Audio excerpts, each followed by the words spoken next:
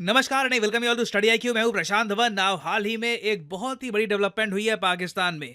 पाकिस्तान ने एक military operation launch कर दिया है आतंकवाद को खत्म करने के लिए। नाउ आप में से कई लोग कहोगे ये ऐसे ही ये करते रहते हैं ये लोग, बट नहीं। इस पर्टिकुलर केस में मैं कहूंगा पाकिस्तान काफी सीरियस अपीयर हो रहा है।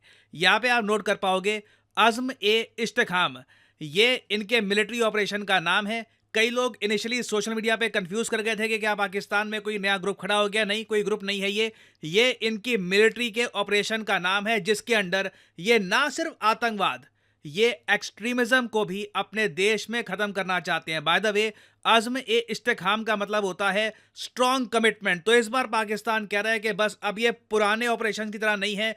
इस बार ये लोग कह रहे हैं कि कंप्लीटली आतंकवाद को अपने देश में ये लोग वाइप आउट कर देंगे। और साथ ही साथ ये जो इन्होंने यहाँ पर एक एक्स्ट्रा चीज ऐड करी है ना, कि ना सिर्फ आतंकवाद, जो लोगों के दिमाग में एक्सट्रीमिज्म आ रहा है, इसको भी ये खत्म करेंगे। ये बहुत इंटरेस्टिंग है। ये कह रहे हैं कि लोगों को वापस मॉडरेट बनाएंगे, जो मेन पाकिस्तान की आइडेंटिटी है उसकी तरफ लोगों को लेके आएंगे। नहीं तो धीरे धीरे आप अगर नोट करोगे पिछले 5-6 सालों में पाकिस्तान में एक ट्रेंड चला था कि ओवरऑल एक्सट्रीमिज्म ये लगातार बढ़ता जा रहा था। लोगों के जो व्यू पॉइंट है ये चिंताजनक हो रहे थे। फॉर एग्जांपल 2018 में एक सर्वे हुआ, वहां पर यह पता लगा कि 67% पाकिस्तानी चाहते हैं कि जो इनका संविधान है, जो लॉ एंड ऑर्डर अभी पाकिस्तान में एग्जिस्ट करता है, इसको खत्म कर दो। Sharia should be the only law in Pakistan. Now जब आपकी देश की 67% जनता ये कहे, ये चिंताजनक है। और फिर मोस्ट रिसेंटली आपने देखा होगा एक केस सामने आया, एक फॉरेन टूरिस्ट पाकिस्तान में गया, कहीं से किसी ने उस पर आरोप लगा दिया ब्लास्फेमी का, और उसको फिर एक बड़ी भीड़ ने जिंदा जला दिया। जो वीडियो सामने आई थी डरा देने वाली थी। बहुत सारे लोग पूरा घेर के एक आदमी को जिंदा जला रहे हैं। और अगेन ये कोई अकेला केस नहीं है। इससे पहले आपको याद होगा एक श्रीलंकन का केस भी आया था। कई और लोगों के केस इन द पास्ट आ चुके हैं जिन पर ब्लास्फेमी का आरोप लगा दिया जाता है और फिर पाकिस्तान में एक क्राउड आके उनको मार डालता है। तो ओवरऑल बिल्कुल एक्सट्रीमिज्म पाकिस्तान की आबादी में बढ़ रहा है। और अगर पाकिस्तान की गवर्नमेंट जेन्युइनली सीरियस है इस बात को लेकर कि ना सिर्फ ये आतंकवादी संगठनों को खत्म करेंगे पूरे पाकिस्तान में, ये जो एक्सट्रीमिस्ट सोच पाकिस्तान में फैल रही है इसको भी काउंटर करेंगे, ये इंडिया के लिए अच्छी बात है, ये पूरे रीजन के लिए अच्छी बात है।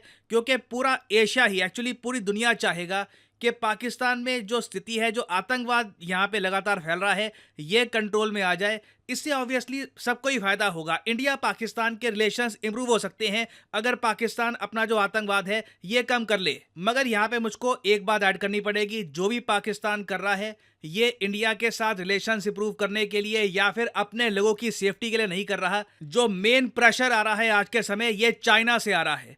हाल ही में चाइना की गवर्नमेंट ने पाकिस्तान को कैटेगोरिकली ये कह दिया कि हमारे वर्कर जो सीपैक पर काम कर रहे हैं इन पाकिस्तान, इन पे जो अटैक हो रहा है ये बर्दाश्त हम नहीं करेंगे।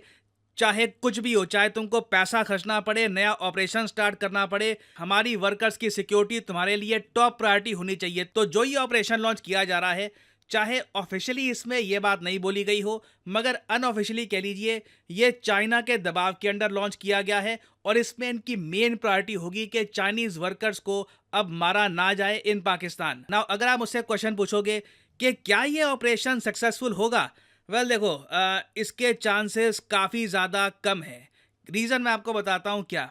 आप अगर पाकिस्तान की हिस्ट्री देखो 2002 से, जब से 9/11 आतंकवादी हमला हुआ यूएसए पर, पाकिस्तान ने बहुत सारे इस टाइप के कोट एंड कोट ऑपरेशन किए हैं। फॉर एग्जांपल परवेज मुशर्रफ के अंडर हुआ था ऑपरेशन अल मिजान। इसमें भी इन्होंने यही कहा आतंकवाद खत्म कर देंगे। 2002 से लेकर 2006 तक की ऑपरेशन चला। नाउ अगेन कई बार क्या होता है, मैं वीडियो में आपको फैक्ट्स बता रहा होता हूं, मगर फैक्ट्स के पीछे भी एक बड़ी स्टोरी होती है, कई लोगों की जाने गई होती है, वो मैं इतना एम्फेसाइज नहीं कर पाता। एक बात मान लीजिए, हर एक ऑपरेशन जिसका मेंशन यहाँ पे हो रखा है, इसके पीछे पाकिस्तान के कई सिविलियंस की मौत हुई है, पाकिस्तान के कई सोल्जर्स मारे गए हैं, millions perhaps billions of dollars की प्रॉपर्टी का लॉस हुआ है। ये सारे ऑपरेशंस पाकिस्तान ने किए, कोशिश करी आतंकवाद को खत्म करने में अपने कंट्री में। नाउ अगेन मैं ये कहूँगा, जो ग्रुप्स इंडिया के अगेंस्ट आतंकवाद करते हैं उनको पाकिस्तान कुछ नहीं कहता, मेन पाकिस्तान की प्रायोरिटी होती है कि जो पाकिस्तान की गवर्नमेंट को हटाने के लिए जो ग्रुप्स खड़े हो रहे हैं उनके अगेंस्ट ये एक्शन लेंगे। और ये जो सेलेक्टिव अप्रोच है, इसी की वजह से कभी भी पाकिस्तान में आतंकवाद खत्म नहीं हो पाया। ऑपरेशन राह हक, शेर दिल, दुनिया भर के इनके ऑपरेशंस आए, राह रियासत, राह निजात, वेरियस ऑपरेशंस। 2 साल में ऑपरेशन चलता है, फिर ठंडा पड़ जाता है, फिर नया ऑपरेशन आता है। चाहे कियानी का टाइम आप देख लीजिए, राहिल शरीफ का टाइम देख लीजिए, बाजवा का टाइम देख लीजिए, ऑलमोस्ट इनके हर आर्मी जनरल ने ऑपरेशन ट्राई किया, सब के सब फेल हुए हैं। और अब देखिए पाकिस्तान के जो नंबर वन जो आर्मी जनरल हैं, आसिम मुनीर, इनके अंडर ये अज़्म ए इश्क़ताम जो इनका ये मिलिट्री ऑपरेशन है, ये स्टार्ट कर रहे हैं। और चांसेस हैं कि देखो 2-3 सालों तक ना हमारे सामने फुटेजेस आएंगी कि पाकिस्तान के टैंक्स हैं, ये कहीं पर बॉम्बिंग कर रहे हैं, कुछ मिलिटेंट्स के अगेंस्ट पाकिस्तान की मिलिट्री कुछ कर रही है। विजुअल्स आएंगे, पाकिस्तान की मिलिट्री प्रोपेगेंडा फैलाएगी कि इन्होंने बहुत कुछ किया है, पाकिस्तान के कई सोल्जर्स मारे गए आतंकवादियों से लड़ते टाइम। और हो सकता है कि चाइना भी ऑफिशियली पाकिस्तान की तारीफ करे कि देखो पाकिस्तान बहुत अच्छा काम कर रहा है आतंकवाद को हटाने में। बट घूम फिर के देखिए 2-3 साल ये ऑपरेशन चलेगा एट मैक्स, हो सकता है 1 साल में भी बंद हो जाए। और उसके बाद कहानी जहां पर थी वहीं पे चली जाएगी, क्योंकि जब तक पाकिस्तान सेलेक्टिव तरीके से आतंकवाद को इराडिकेट करने की कोशिश करेगा, आतंकवाद कहीं नहीं जाने वाला। इनको जीरो टॉलरेंस पॉलिसी, जो इंडिया काफी बार एडवोकेट करता है एससीओ में इंटरनेशनली, जीरो टॉलरेंस पॉलिसी आतंकवाद के अगेंस्ट अपनानी होगी, तभी कुछ ये अकॉम्प्लिश कर पाएंगे। नहीं तो ये ऑपरेशन इसी तरीके से 2050 तक चलते रहेंगे। और वैसे मैं आपको ये बता दूं, आने वाले 6 महीने और 1 साल तक मैं कहूँगा, इस टाइम फ्रेम तक पाकिस्तान की मिलिट्री हैवी प्रेशर में भी रहेगी। क्योंकि ये ऑपरेशन शुरू करने के बाद भी मान लो कि बलूचिस्तान लिबरेशन आर्मी या फिर किसी और जो सेपरेटिस्ट ग्रुप ने एक बड़ा अटैक कर दिया चाइनीज़ वर्कर्स पे, फिर से बहुत सारे चाइनीज़ वर्कर्स मारे गए, पाकिस्तान की मिलिट्री की मैं कहूँगा बहुत ज़्यादा इमेज ख़राब हो जाएगी, ना सिर्फ पाकिस्तान में, पूरी दुनिया में ही। एक्चुअली ऑलरेडी ख़राब है, एक थोड़ी सी एक्स्ट्रा एक नया लेवल ये लोग अकॉम्प्लिश कर लेंगे। तो ये टॉपिक न्यूज़ में रहेगा, इससे रिलेटेड डेवलपमेंट्स आती हैं तो मैं आपके लिए बाद में अपडेटेड वीडियोस ले आऊँगा। फाइनली यहाँ पे मैं आपसे पूछूंगा एक क्वेश्चन, भारत बहुत ही जल्द एक मिलिट्री लॉजिस्टिक्स एग्रीमेंट साइन कर लेगा किस कंट्री के साथ? नाउ इस टॉपिक से रिलेटेड मैंने आज ही एक शॉर्ट वीडियो करी है अपलोड। कई लोग कमेंट्स में कह रहे थे कि इस पर एक डेडिकेटेड वीडियो चाहिए। अगर आप जेन्युइनली एक डेडिकेटेड वीडियो चाहते हैं तो मेंशन करिएगा in the comment section below, क्योंकि वैसे ये बहुत ज़्यादा इंटरेस्टिंग टॉपिक है। कितने साल का ये लॉजिस्टिक्स एग्रीमेंट होगा, इसका इम्पैक्ट कहाँ कहाँ होगा, it's very interesting to know. तो यहाँ पे आपको वैसे बताना है अभी के लिए एमसीक्यू में कि इंडिया किस कंट्री के साथ ये मिलिट्री लॉजिस्टिक्स एग्रीमेंट साइन करने वाला है। ये है यहाँ पे आपकी options, China, Canada, Russia, north Korea. इस टॉपिक से रिलेटेड मैं एक पूरी शॉर्ट वीडियो कर चुका हूँ अपलोड, कुछ ही घंटों पहले आई थी। बहुत सारे इस पे आर्टिकल भी पब्लिश हो रहे हैं। इजी क्वेश्चन है, कमेंट सेक्शन में करिए उत्तर। वैसे जो लोग सही आंसर देंगे उनकी कमेंट को मैं हार्ट दे दूंगा ताकि बाकी लोग समझ पाएं कि सही आंसर क्या है। और फाइनली आप लोगों के लिए एक बहुत ही इंपॉर्टेंट जानकारी, एक क्लासिक कोट है, आपने हो सकता है कि काफी बार देखी भी हो, you can't build a long term future on short term thinking.